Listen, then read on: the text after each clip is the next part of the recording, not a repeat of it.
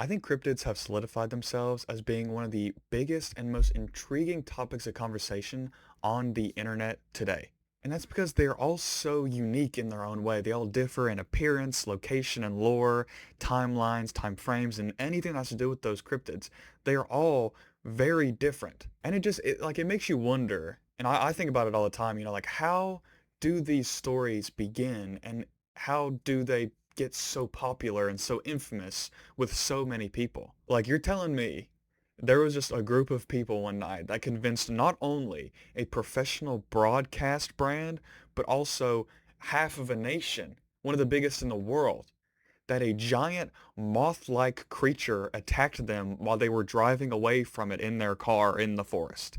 Like they said that actually happened and everybody just believed them. But if you aren't really into cryptids and you only know kind of like surface level things, then I'd bet you never heard of this one before. It and its stories are probably one of the most funny and entertaining stories about a cryptid I've ever heard in my life. Now, with that being said, it still is a cryptid and it still is terrifying to some degree. So just keep that in mind as we kind of go throughout this video. But before that, hello, my name is Twig Talks.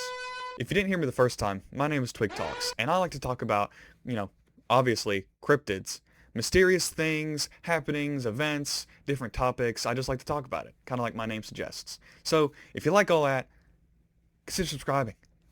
Throw down the subscription, because there's hopefully more to come soon after this one. And I'm also going to put a disclaimer here. I'm not going to cover in full depth and detail much about this cryptid. I'm not going to claim to know everything. I might get some things wrong, mistakes. Some of these stories may not even existed from the sources I pulled them from. So if you know a little bit more than I do, implore you to put them in the comments just to talk more about this cryptid because it's very interesting. So with introductions and disclaimers aside, let's get into the tale of the Snallygast. Now, the genesis of the Snallygast takes place in Frederick County, Maryland in the year 1909. Now, the telling of the first Snallygast sighting has been told in many different ways, and with all the sources that I used, it was a little different in more ways than just one.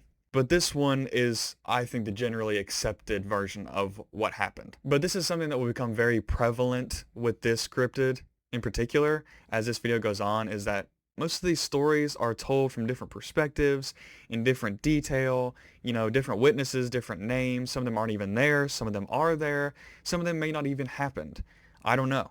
So take all these stories with a little grain of salt while I tell them to you. This specific first encounter is told through the perspective of a man named James Harding. Now, he wasn't the victim, but he apparently had witnessed the entire thing go down in the middle of the night. So, what did he see? So on that fateful night, February 12th, 1909, a man named Bill Jefferson, I don't know, it's with a G. I'm going to say Jefferson, was on a walk one night, peacefully, when all of a sudden, the Snallygast attacked. It flew in, and it used its long beak to stab Bill in the neck and drain his entire body of his blood before grabbing him by his big talons of its feet, flying away off into the night, and throwing him into a ravine. Now, as I mentioned before, Mr. Harding saw all of this happen, evidently, and so shortly after this incident, he ran to the local newspaper, which was the Valley Register, which, keep that name in mind, it'll be a little bit more important later, where he shared his account with the newspaper company. It would be in this report where Harding would give his initial description of what the Snallygast looked like. He would go on to say, quote, "Enormous wings, a long pointed bill, 4 legs armed with claws like steel hooks, 1 eye in the center of its forehead, and screeches like a locomotive whistle." Now, I don't know about you, but out of every description I've ever heard of a cryptid, that one definitely takes the cake for the weirdest. But as more and more sightings would go on, it would get more descriptive, with some people reporting it having a 20-foot long tail, and the cherry on top of tentacles coming out of its mouth. Now, this first encounter, as we just talked about, would put Frederick County, Maryland and its surrounding areas in an absolute uproar. I mean, just pure hysteria. And this would, of course, as a result, give more and more sightings of the Snallygast. I mean, this thing was all over the place, all over the eastern side of the United States. One of these sightings would be from a man named George Jacobs, who saw the creature fly overhead. And his initial reaction? is to shoot at it. Well, apparently this did not do anything to the thing. Anything to the thing. This would do nothing to the Snallygaster, as the bullet would simply hit and ricochet off the Snallygaster and just go flying into the night, which would cause George Jacobs to hide in a barn for the rest of the night, living to tell the tale. So that story is pretty tame, for this creature at least, but as time goes on, these stories and sightings and reportings will get way more outlandish than just that. For instance, there are 2 accounts of the Snallygaster laying eggs. Yeah, laying eggs. In one of these stories in particular, the man who finds one of the eggs takes it and tries to incubate it. Now how? I don't know. I don't know what his plan was if the egg actually hatched, or I don't know what he would do with it. But to be fair, I don't know what I would do with it either, but I don't think I would try to incubate it, especially if I knew it was a Snallygaster egg that had been terrorizing my local community for, days or weeks on end. But there was actually a description of the egg, and it was described as, quote, covered with tough parchment, like shell of yellowish color. And you remember how I just said that these stories will get more and more outlandish?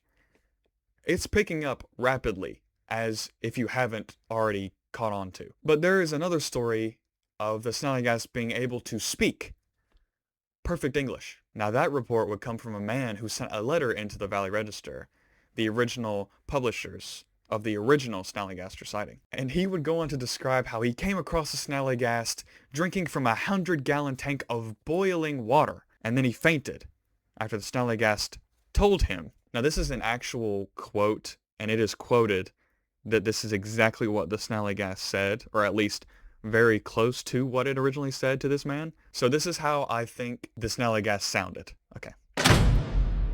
My, I'm dry. I haven't had a good drink since I was killed in the Battle of Chickamauga. I'm sorry. Anyway, now why the Snallygaster did not just attack this man and drain him of his blood and be away with him and just instead told him about how thirsty it was, that's a mystery to this day. But it is interesting that the Snallygaster spoke of the Battle of Chickamauga, because that was a real battle that took place in the Civil War. It was the second bloodiest battle of the Civil War, and it had an estimated 34,624 deaths in total. Now, what importance does this hold to the Snallygaster? No one really knows. Honestly, it's kind of a shot in the dark, really. But it did lead to some people at the time believing that the Snallygaster was a ghost of this battle and has come back to terrorize the people of America, which, to be honest, doesn't make much sense because Chickamauga is in Tennessee. And if you've been following along, this takes place in Maryland. So, now keep in mind that all of these stories that I just told you about the Snallygaster took place within about a month of each other. So this caused the Snallygaster to reach insane popularity not only in Maryland, but the entire east coast of the United States. In fact, it became so infamous and popular that the Smithsonian Institute wanted to capture it themselves. And of course, the president at this time was Teddy Roosevelt.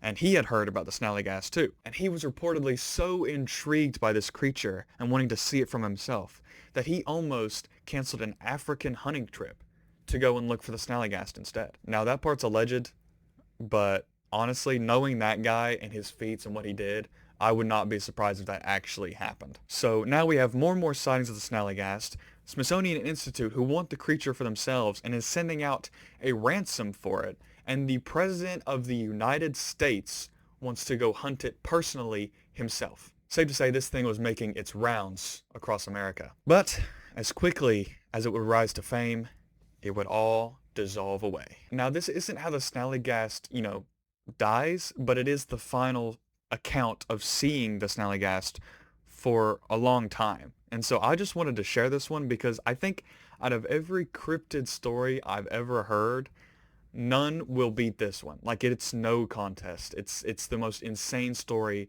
I've ever heard in my life. So on March 6, 1909, a news article by the name of Emmitsburg Chronicle would publish a story about a man named Ed Brown, who was a Western Maryland Railway employee. And so he heard a loud noise coming from a coal bin, which proceeded him to check it out to see if anyone was maybe stealing from his company, just like a good employee would. But just as he started looking and getting closer towards the sound, he would come to find himself face to face with the Snallygaster itself. So it jumped at him and tried to do its signature move, I guess, as it tried to grab him by the talons and take him and fly off with him.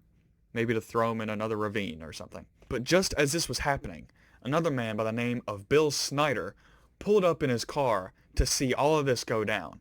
And so he leapt into action. Like, he literally leapt into action by grabbing Ed by his legs and pulling him down from the Snallygas grip, which would work. Now, the Snallygas did not like this one bit, and in response and retaliation and anger, it shot fire out of its nostrils at the two men, and then it flew away. And so, having survived the fire spew from the Snallygas, they chased it while it was flying through the air, and this caused a mob of people seeing them chase it, and they followed after them to try and catch it. Honestly, I don't know what their plan was had the Snallygas just turned around and just started to attack them. And so that is the initial, most accepted reporting of that event. But there was another one that I found that involved two more men who came on the scene. It was a man named Dan Shorb and Sheriff Deputy Norman Hulk, who them and the other two men aforementioned fought the Snallygas for 90 minutes straight that night before driving it off into the night sky. So I guess in both stories they just beat the Snallygas that has tentacles out of its mouth, 4 legs with sharp talons, a 20-foot tail, 1 eye, and fire-breathing nostrils with the power of friendship. I don't know how else they would fight this thing and win, but they did, and they would drive it back. And so after this one, it kind of died down. It didn't really have any popular sightings or anything, so it just kind of fizzled out of popularity in Maryland. Until about 20 years later, the same news outlet that started the legend in the first place, the Valley Register, returned with another article with that same beast we all know and love. And it went right back to doing what it did best, terrorizing the people and shooting fire. No, it didn't. No. It scaled fences and stole sheep in this one. Yeah, very scary, I know. I would be shaking in my boots. While they would continue this legend for some time afterward, it didn't really hit the same with audiences. So they announced in another article the Snallygas had died. Now you may think I will make this last story up if you've believed the last one somehow. Trust me, I am not. This is what I saw actually had happened. I mean, I didn't actually see it. I wasn't there, but in the article at least. So they would report on the fateful night of its demise, the Snallygas was flying in the air as it usually does when it caught fumes of a 2,500-gallon vat of moonshine. And when it directly flew over this vat, the sheer fumes of the moonshine, I guess, proceeded to knock the Snallygas out, and it fell directly into the tank. And I don't know where this vat was, probably in secret because of the prohibition or something, because it stayed in that vat until its skin and organs and tentacle mouth just dissolved, leaving nothing but its skeleton. And this will lead to 2 prohibition officers, one named George T. Danforth and Charles E. Chuswa, come across the giant vat, and in turn, the Snallygas and its skeleton. Now, seeing the creature in the tank and the moonshine itself, they turned to each other, gave one long look, nodded their heads, and decided to blow all of it up with 500 pounds of dynamite and incinerate any kind of evidence that the Snallygas was ever a real thing. What happened? So this was the final story of the Snallygas, and to this day, it has never been seen again. But to this day, it still remains a big part of some festivals and events in and around Maryland. Now, to be real with y'all, you probably know by now that the Snallygas was not real by any means, and it was mainly probably used just for sales and popularity. But there's also a darker side to this creature, as some believe it may have been used for political campaigns. Now, something I failed to mention earlier in this video, that the first victim of the Snallygas, Bill Jefferson, was an African-American man. And this would then prompt the Valley Register to title their article on the encounter, quote, "The colored people are in danger." They would then double down on this as they would go on to explain, quote, "It only attacks colored people where only colored people live, so it has never acquired the taste for white persons."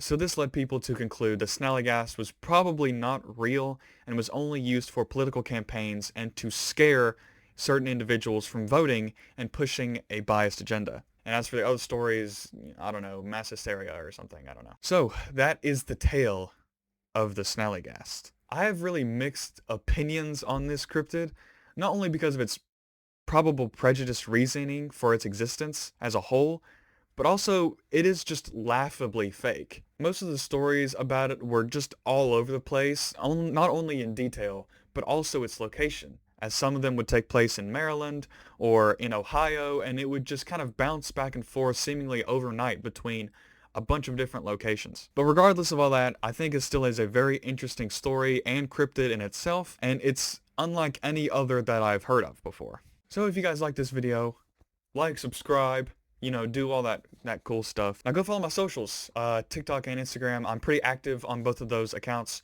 So if you'd like to see more of me and not just, lazily put together inconsistent YouTube videos, I'd implore you to go drop a follow on those. Thank you guys for watching this far, if you made it this far, and I guess I'll see you in the next YouTube video. I'll see you later.